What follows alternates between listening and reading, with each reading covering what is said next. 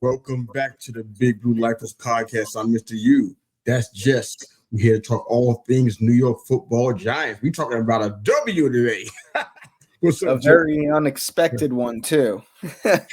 I will take it, sir. That's fantastic, man. I ain't gonna lie, I've been pumped, man. This is the kind of team I wanted to see. Guys playing good, effective on all different levels, man. But before we get into all that stuff, man, real quick, man, how you doing, brother? What's going on with you? Things are going well. I got some more apartment tours lined up. It is quite the process. And, for unlike last week when we were recording and I said the apartment touring was more exciting and more worth my time than watching the Giants play, I ended up having to miss a good chunk of this game due to a work event.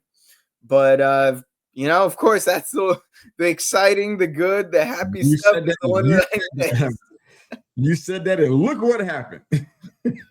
They were like, "Man, we got to go out there and prove Jess wrong. He cannot be more invested in this apartment touring than watching us." Watching out for what he said out of his mouth. What Jess will start doing. They had that players only meeting and used our podcast as motivation. Like, look at what we're doing to these guys. Look at what this guy is talking about. We can't be having this. This could be a trend.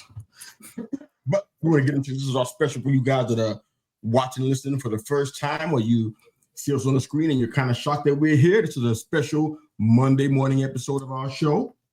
We bounced around a little bit between Monday and Tuesday, so just keep us in your calendar for Monday and Tuesday. You never know. We are here, and we're talking about a big blue win, so we are definitely excited about that. Let's try to hit some of the highlights and stuff and a little details. But first off, the Giants they broke a lot of records, a lot of new highs with this game. It was Dart's first primetime start. They pretty much pushed around who just not discussed are pretty much not just the world champions, but they were Goliaths in the trenches, offensive and D-line. And our defensive staff pushed these guys around, specifically Jordan Mailata, all night long. Controlled the line of scrimmage, just dominated. So another high that they did, or I would say a new thing, is that they were dominant in the red zone offense. When's the last time have you seen that? They had multiple trips inside the 20-yard line, and they scored touchdowns on all three of their red zone possessions. That I can't recall when that's happened. So there's a lot of things that were just new. We got a chance to see the defense that we thought was always there, and we weren't seeing. They were running stunts. They had Abdul Carter out here fooling people out here, and Kayvon getting big hits, and Dexter Lawrence woke up. I mean, Spider was just on fire. I think he tied for the lead in sacks going into Sunday's game. I'm not sure if it's still atop of the lead now, but it's so a lot of things happening, man. I hear on the Giants front, but it's all good news, man. But what did you see, man? What do you want to get into a little bit? Yeah, I think the big thing that I want to talk about is obviously the energy that Dart and Scatabo have brought to this team. Oh, yeah. And, I mean, it's really incredible. And, there are a couple angles that you could take with it. One is the whole what if angle. Like, what if Dart had just started the season? Like, I know they had promised Russ he would have the job to start. But what if they had truly made it a quarterback competition? And it clearly seems like Brian Daboll wanted Dart to start from week one.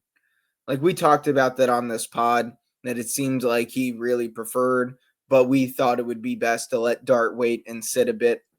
But I want to focus on the positives. And the positive is that Dart clearly can play.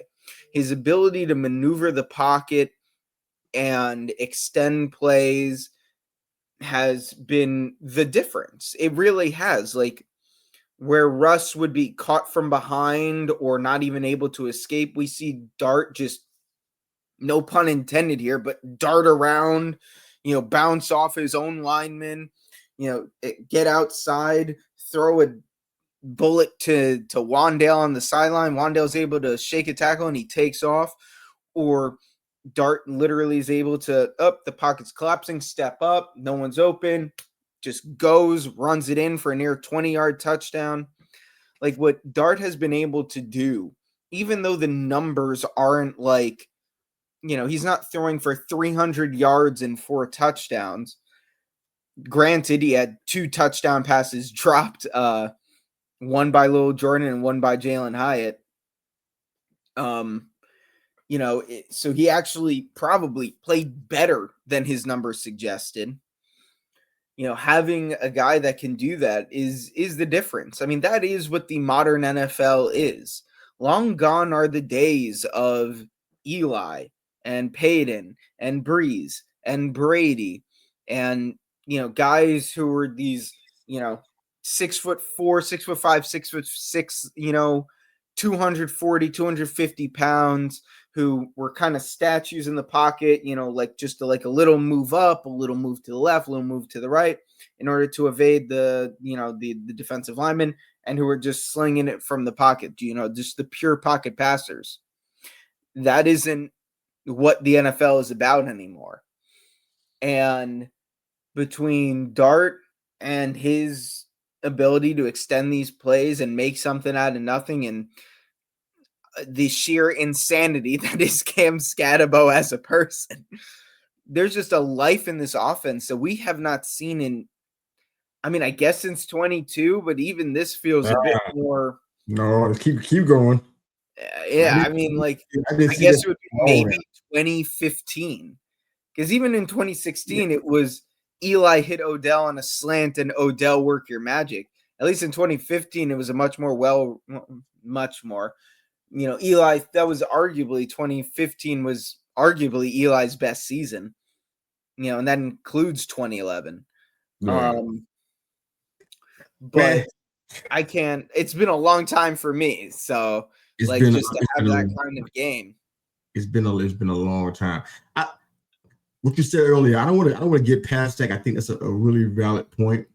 The Daboll piece of it, and I know that we're going to be talking about some more game stuff. I'm going to try to spread it around a little bit, but now I'm sitting here wondering, like, okay, you and I never really felt like Dart should start, but in hindsight, looking back at it, what's our record if he started? And on top of that, even if we don't have an answer for that, just out of speculation, I'm imagining it will be better than a 2-4 record, I would imagine. I think we're at least 3-3. In hindsight, it's kind of hard to see it. Not especially the team that we played and how they played, and they had to just kind of let the game just sit there, almost giving it to us, and we couldn't take it. I would say so. But what did I say about Daboll now? Because now we're talking about we've been on a Daboll watch. Like, how long is he going to last? How long can he survive the season? Now we're sitting here thinking, like, what if Dart did start and we had that kind of record? This man off the hot seat completely. He's almost justified in doing everything he did to get Dart in the draft in the first place. All the arguments that Giants fans got against him are nullified. This is basically a gun with no bullets now. The man's almost not untouchable, but he's not far away from it now. It's like we can't say anything about him at this point. So it's like, you got to own that part, because you can't talk about. No. I don't disagree. I'm not disagreeing with what you're saying, that like clearly Daboll off of this game as of right now is a bit more validated. Like, I'm not even talking about this game. I'm talking about in the speculatory sense that if Dart started and we had a record that was a winning record, we're talking about the whole. It's different now. It's a different conversation with him. I'm like, I don't know what it looks like now with that. I mean, I want to get into something else real quick. See if you got a yes or no to it, because I know this is not your favorite topic. But one thing that we know also is that, and I'm pretty sure that Daboll had some hand in the decision made with Saquon. I can't believe that he didn't get some kind of say in it. I can't believe it was Joe Schoen only. So we know, and I was unfortunately, well, not unfortunately, it's a good thing. In this local geographical market for college football, they show all of the Arizona State games, obviously, because they're on the West Coast. I see them all at night when I'm ready to go to sleep. So I've been watching Cam Scatabo all year, I think the past 2 years, late at night on a Saturday night, watching him play. So when it was time for the draft, I did a draft special for one of my shows. I said, you know what? I want Cam Scatterbo on the Giants. I'm sure Daboll felt the same way. And I would kind of feel like I brought it up because this is documentary coming out that I was texting you about Saquon. And the details already bad already. It makes the Giants look really, really bad. But then you mentioned that against what Scatterbo was doing right now. And it's like, okay, how bad is it exactly? You even said it last week that, financially, that was the right move. But then you hear this documentary talking about Saquon said, I would have took 10 or 11 million. That is such a lie. If it was addressed correctly. I mean, that is such a lie. Like, here's you know me and how I loved Saquon when he was on the Giants. When I played football all throughout high school, I was the number 26. So seeing a guy who played the position I started at running back, wearing 26 on the New York Giants and be a star, I love that guy. And then what he did, stabbing us in the back that way. And again, it's not that he left, it's who he went to. No, like, would people have talked about, like, if he had gone to, let's say, the Bears or the Texans, and he still had a great year, and people in the media would have still all been like, the Giants really could use a player like that. It wouldn't have been what it was. It was because he went to Philly that it wound up becoming as big of a deal as it became. And he knew exactly what he was doing, choosing to have it release last Thursday. He knew exactly what he was doing. But the idea that he would have taken $10 or $11 million when we offered him a bit more than that in 2022, in the midst of a great year, if the numbers are correct, in the midst of our playoff year, is the biggest lie. The Giants story has remained consistent. His hasn't. He's come out saying all these different things from, we didn't even offer him a comparable deal. Disproven. Now he's saying he would have taken this. That's there. I don't have all of the things that he said in front of me, but his story has changed a couple of times, it sounds like. So, but I don't want to focus on that. I want to focus on the Giants and the here and now. And Saquon can go cry because we whooped his butt and he had 2 good runs and then had like 27 yards in total after that first drive. So he can go cry in a corner. 10 runs for 27 yards, no points in the entire second half. The Giants defense shut the world champions down. Bottom line. I just brought that up because the Daboll conversation has to change. This Daboll thing is not something I'm excited about. I mean, I know that he loves Dart, but I didn't think that he would love him enough to give up a draft pick for him. That's what surprised me. I'm like, wow. It was only a third. No, the one that he's about to give up, this investigation goes the way it's supposed to be going, because he went into that tent when Dart went in for the. He's gonna get fined. We're not gonna lose a draft pick over that. We're gonna receive some heavy fine. I haven't seen anything about the Giants could lose draft capital. Yeah, I read it, but it's like, again, it's just speculation because nothing happened yet. But I definitely read it because I wouldn't have said it on the air if I didn't see it. But I'm not saying I don't believe you. I haven't seen that. I hope you're right, because a fine is much better than losing draft capital when we got a bit of a short list of draft picks to start with going into this season. So next into the off season. So I'm excited about that. But anyway, back to the game. Your boy, not gonna say I told you so, but your boy said, man, you know what? We were talking about getting a wide receiver free agency or via trade. It's still being discussed. I was talking about, man, we got Lil Jordan with the height advantage mismatching out here. It's going to help out. Somebody must have heard us because Lil Jordan was out there, out here trying to ball. Came in off the practice squad after last week against the Saints and not being elevated to the main roster. Jumped higher, leapfrog Bo Collins, and out here making plays. I think he had 55 yards on 4 receptions, which is like what most of the QB2s on our team had been doing all year long for the most part. So That was a fantastic.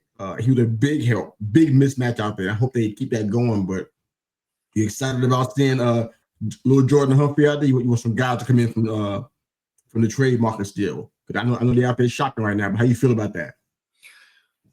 This is something that I am very frustrated with the Giants about, and we talked about this last week when we were discussing the loss to the Saints.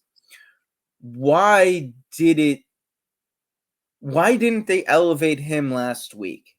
Why did we enter last week's game with 2 empty spots on the roster? We had 2 spots available for players, and we didn't elevate anyone. We didn't sign anyone.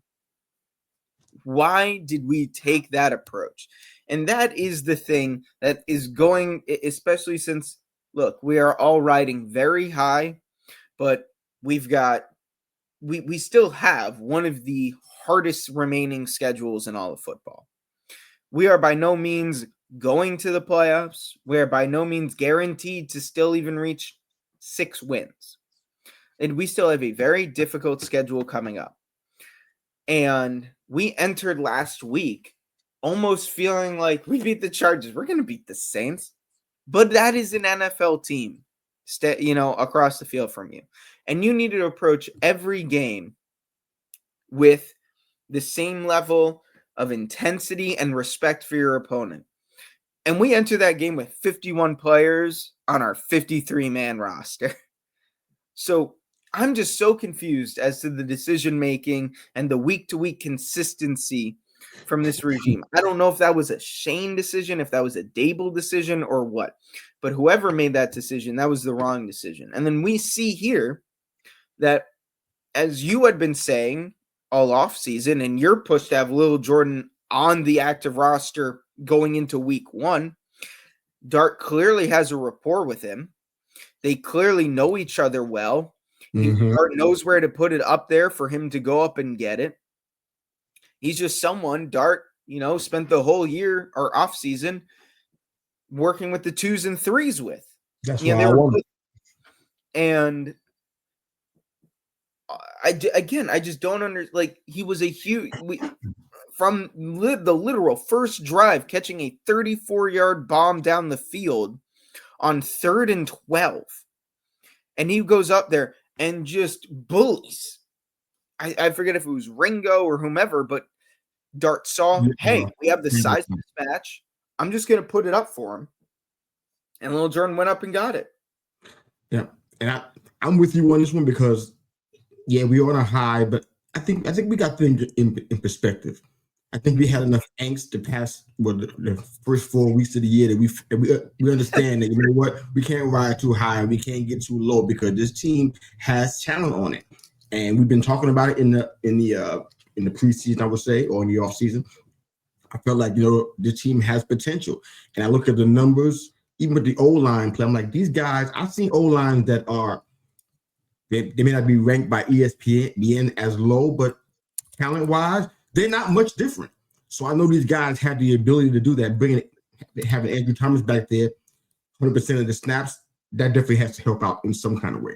So that's a good thing. But we have real talent on this team. I think we can do more than what maybe perhaps we originally thought. But for me, I'm challenging what we're talking about with the coaching. I mean, some of the decision making, I don't understand that, because last week we talked about the Saints. I'm like, honestly, and the Saints just got the brakes beat off of them yesterday.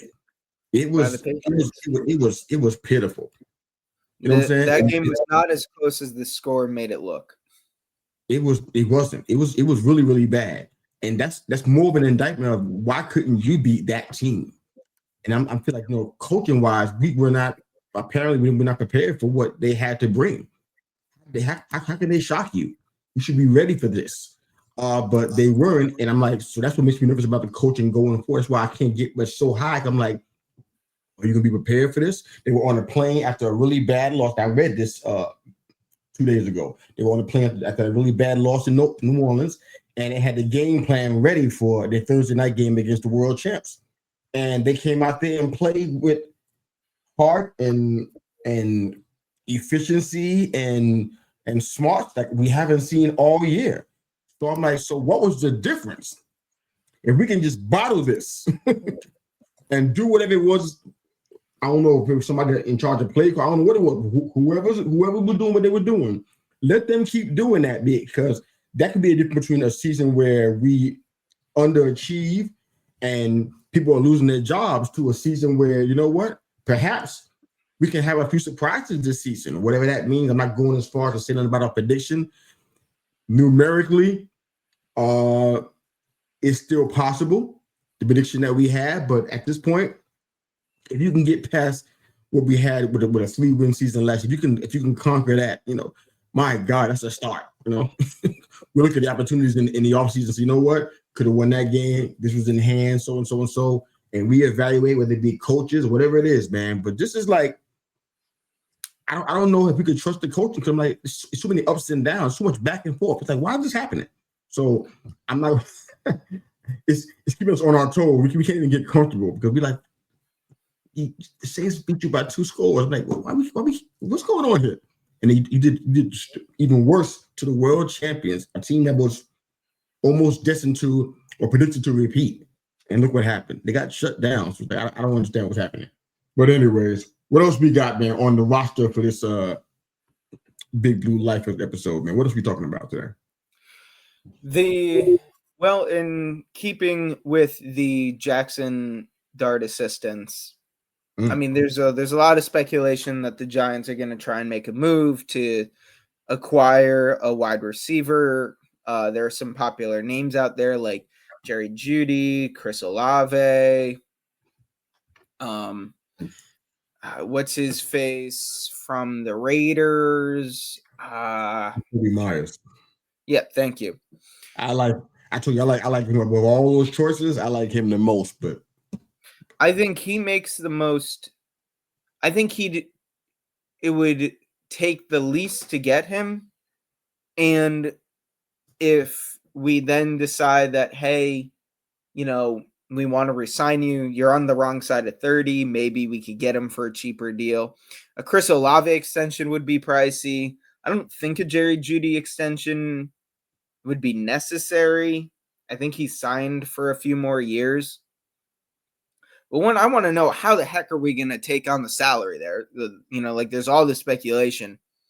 Are we going to be giving up, are we giving them Evan Neal in this deal or something? Like, I need to know what is going on that we will be able to take on. All you want, but what kind of return are you going to get for him? You keep on trying to get that man away, but what kind of return do you think you're going to get? That's my question. No. As in, are we giving them, for Jerry Jeudy, let's say, are we giving them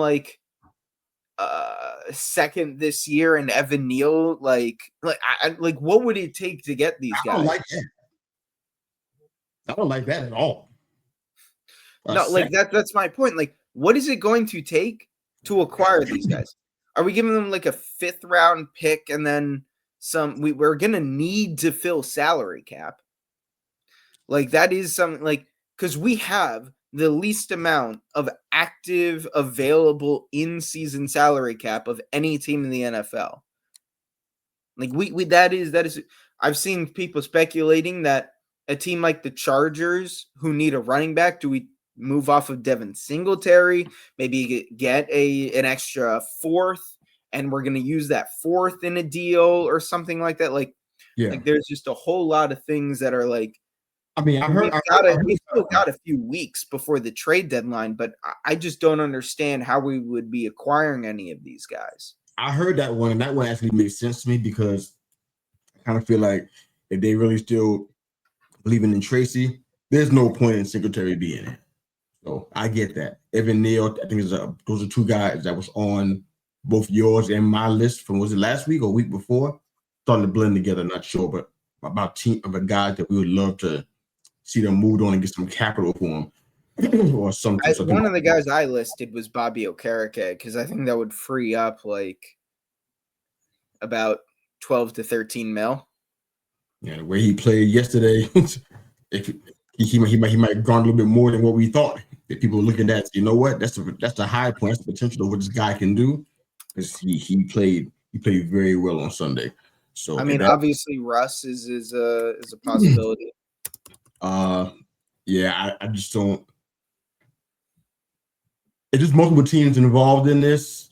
Maybe getting a 5 here or 6 here or 4 here. I'm sure that could probably work, but there's a lot of guys on our roster that they're not going to be here next year.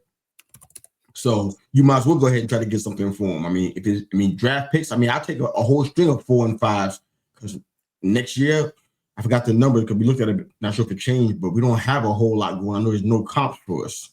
I remember that part, but we need as many draft picks as possible because we got a lot of spots to still fill it and bolster. So, yeah, man, we can look at that list maybe on a different episode, maybe next week. That list of guys that we think maybe need to be moved on and what we can potentially get for them. Maybe find some teams to theoretically match them up with. That'd be a fun exercise for us next week. Cool with that? Can we try that out? Oh yeah, definitely try and see what we could do with any like these trade sims and all that sort of stuff. Yeah, let's do it. But before we end up hopping here, because I think we've touched on a lot of things. We haven't really talked too much about the defense. I mean, they had their players only meeting, I think, led by Burns and Dexter Lawrence, I think I read. Yeah. And it seemed like they really felt they needed to have like a man-to-man conversation and just, talk things out. And the defense did play well, especially in the run game. I mean, Kayvon Thibodeau has been amazing this year. He has evolved so much as a run defender.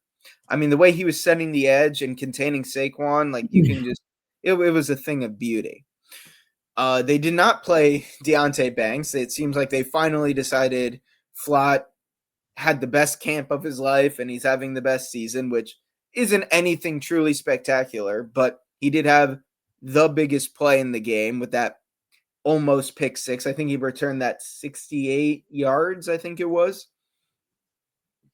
Really kind of ended the Eagles' chances of coming back because it was still a 10-point game at that time. Fantastic play. That was fantastic. But at the end of the day, the Giants' defense was kind of helped out by Jalen Hurts missing what would have been like a 94-yard touchdown pass to Devontae Smith, who was wide open. Like there was no one within 10 yards of him. And then on that Cordell Flott interception, he missed A.J. Brown running free. It was a 0 blitz. There was no safety help over the top. And if he had thrown into A.J. Brown, there's a very real chance that that was just an easy walk-in touchdown. The Giants, again, also were helped by the fact that Jalen Carter didn't play in this game.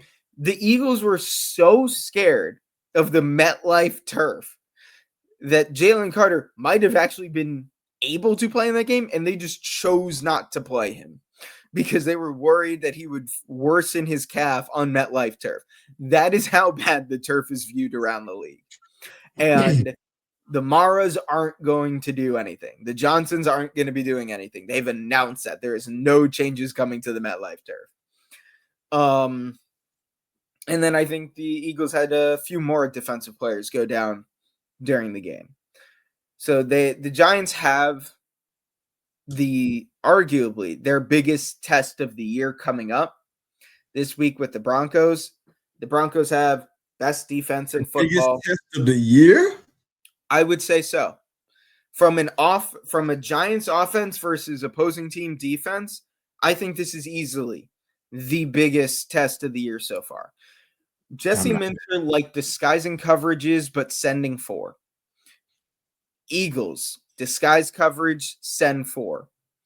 Broncos blitz. The Broncos have the best pass rush in football, arguably the best secondary. I think statistically they have the best run defense, and they also have the highest graded offensive line.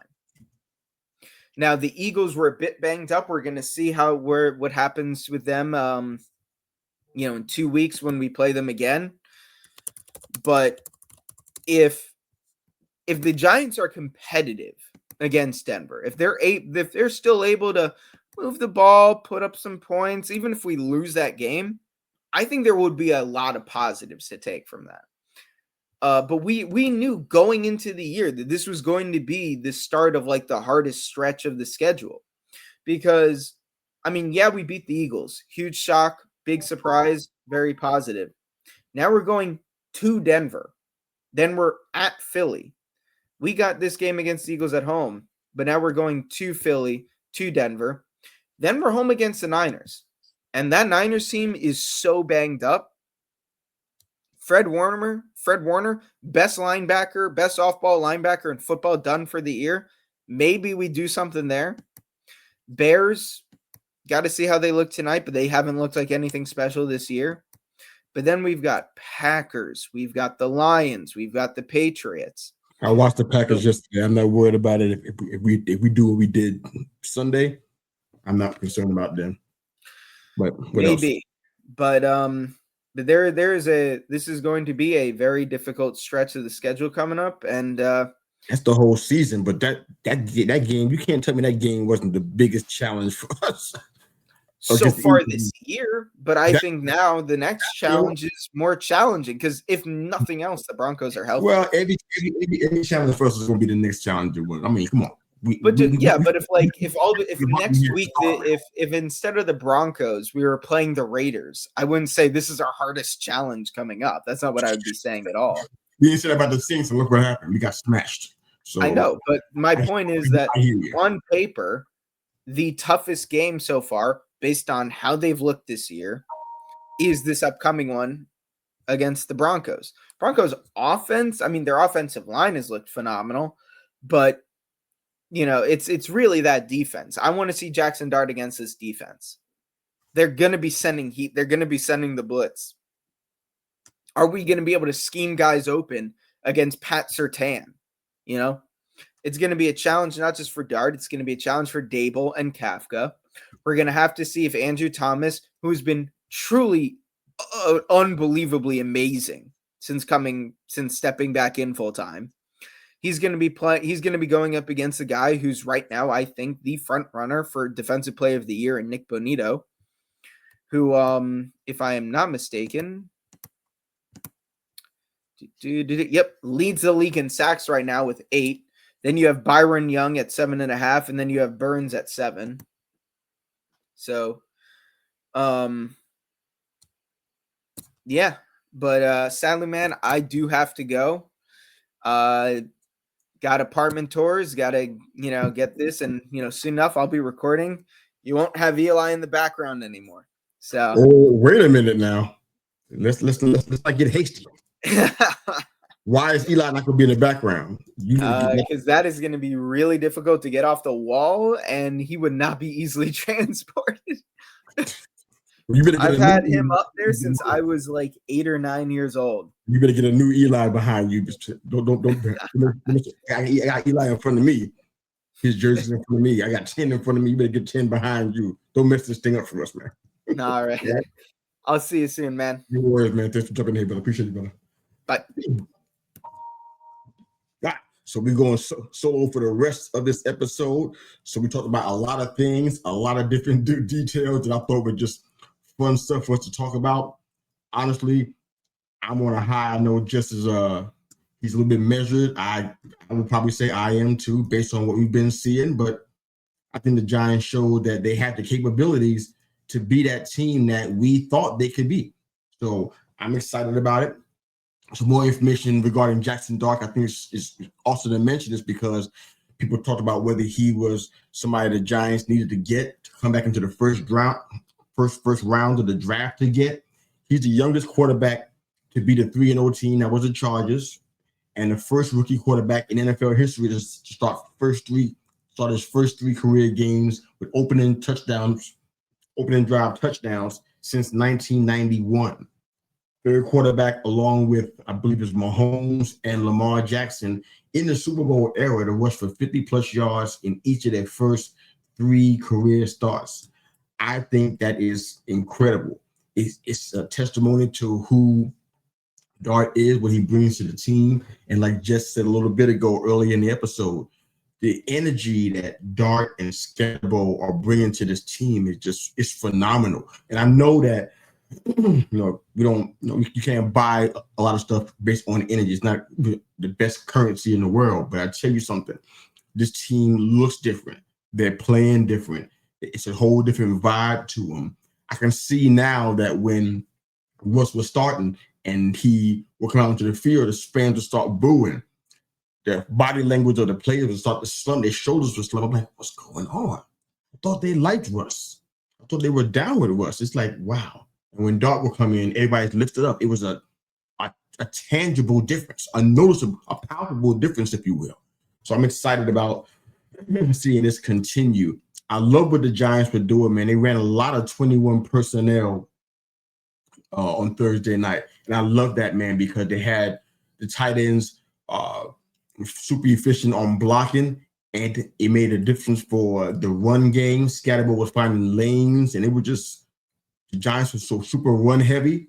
I think they ran at a clip of 61%, which is like, yeah, you want to do that. That's the kind of football that I grew up watching. That smash mouth football that we hear so much about the New York Football Giants. It didn't come from them throwing deep passes and touchdowns and running slants. It came from, hard-nosed quarterback, Eli in this case, or Sims, give the running back the ball, and guess what they're doing? They're just running people over. And they just dominated the time of possession. They dominated the rushing yard comp, and they just did that routinely, and it was part of the success and the part of the Giants' identity. So I'm personally loving, to see them come out here and put in that kind of work. I think this is something to watch. Also, the Giants scored touchdowns on each of their first 2 possessions for the second consecutive week. Now, if you're a Giants fan, if you're somebody who's casual, that won't mean anything to you. But if you've been watching this team, at least for the past 4 years, at least, you see how rare that particular occurrence is. The good teams are doing that on a regular basis. They're doing it every single Sunday, every single Monday, every single Thursday. It's the first time since 1978 that we have done that, according to the Elias Sports Bureau. 1978. That trend is god awful. But they've been making some changes. They've been having some quick starts to the game, and I really believe that Dart is a big part of that. So for those that are wondering if Dart is the one, or if Dart is the future, you can stop worrying about that. Dart is most definitely the future. He's a big reason why we're looking at where we're looking at. We're winning games in the manner in which we're winning those. A lot of stuff going on that I definitely want to get into a little bit. So we talked a lot about the defensive play, but specifically, Kayvon, Abdul Carter, and Spider. They had probably about 40 to 42 defensive snaps on average between them. I've never been prouder of our linebacker core, man. I haven't been proud of our linebacker core since back in our championship days. I haven't been prouder than I am right now. They jammed the Eagles offensively. They contained Barkley. They held Saquon to 10-1 for 27 yards. You know that this could have been easily a revenge game. Easily. This could have been a revenge game for Saquon, not even us, for Saquon. 10-1 for 27 yards. Push Jordan Mailata out around all night long. All these stunts and all these disguises, and they just had the Eagles on their heels pretty much the entire night. And like just was saying earlier, the issues with Jalen Hurts and the turnovers, and they were just concerned about that along with the turf, and they just had them on their heels the entire game. So really proud of Kayvon and Spider and Abdul Carter. These guys are the future. I hope Kayvon does come back. You never know. He's on that last year, but on that option. So hopefully he does come back. What's going on with Javon Holland and Paulson Adebo? That's what I'm wondering about, because the more that we get into this deep part of our schedule, we play these teams. Not that the Eagles weren't until they're the world champions, given the props that's due them. We're going to be playing teams. We're going to have some powerhouse wide receiver ones out there. How Javon Holland and Paulson Adebo are going to hold up against that? I mean, Newton basically had the majority of the action out there Thursday, and it's like these guys, Holland and Debo, they account for a lot of the money that's on this team contract wise, and we haven't seen the kind of thing that we were expecting to see. We haven't seen the kind of production that we were looking for. I mean, Adebo finished, I think he tied for second with 7 tackles, along with Dane Belton, who had one of the best games of his career, I would say, on Thursday. Big pass breakup, big force fumble that kind of sealed the game for us that Drew Phillips picked up. Newman had, I think, 9 total tackles, I think it was. And he's not even the guy that you are expecting that from, because it's supposed to be the Howland and Adebo show because of the money that we paid him. Floss out here, replaced Banks. Me and Jess kind of agreed that we didn't think Flott was the CB1, but he's been showing that. I mean, that step in front of Belton, no, it's not Belton. Blanking out on the young man's name, but the interception that's kind of sealed the game in the fourth quarter. Either ways, man, the Giants have been playing out of their mind. They've been striking first. They've been winning the turnover battle. And Thursday they showed that the heavy run game, it makes a difference. 61%. That's not heavy run. I don't know what it is. Some of it was from Dart himself. A lot of it was all scatterball, man. So those 21 personnel power packages they've been running, it's been creating lanes for scatterball. It's been a really good situation to see that and opening up play action for Dart. So I'm excited about what we've been seeing. I'm excited about the game in Denver. I know just as like it's going to be a tough task. I don't disagree, but what I saw Sunday, the Broncos look like they struggled a little bit to get to where they can pull that win off. They struggled. So if we're catching them in a good spot and we play this power winning game, I think we can wear them down. I think Nix can be got. I think our defense is good enough to get to him. I think the O-line isn't bad, but it's not one of the best O-lines either. So I think that we can get to him, but we'll see. We have been playing a lot of very interesting football as a team. So we'll see what Giants is going to hit the field in Denver, in Mile High. Excited about this. If you guys got any questions regarding this monumental win for the Giants staff, drop it in the comments section. Love to hear from you guys. Jess and I be back on here next week, fielding your Giants questions. But we definitely appreciate you guys watching and listening. If you have any questions for me, or you want to contact me, the QR code is in the upper right-hand corner. This has been the Big Blue Lifers podcast. Thanks again for watching. I'm Mr. U, Jess is already gone, but thanks for watching the Big Blue Lifers podcast, for watching and listening. Have a fantastic day. We're out of here.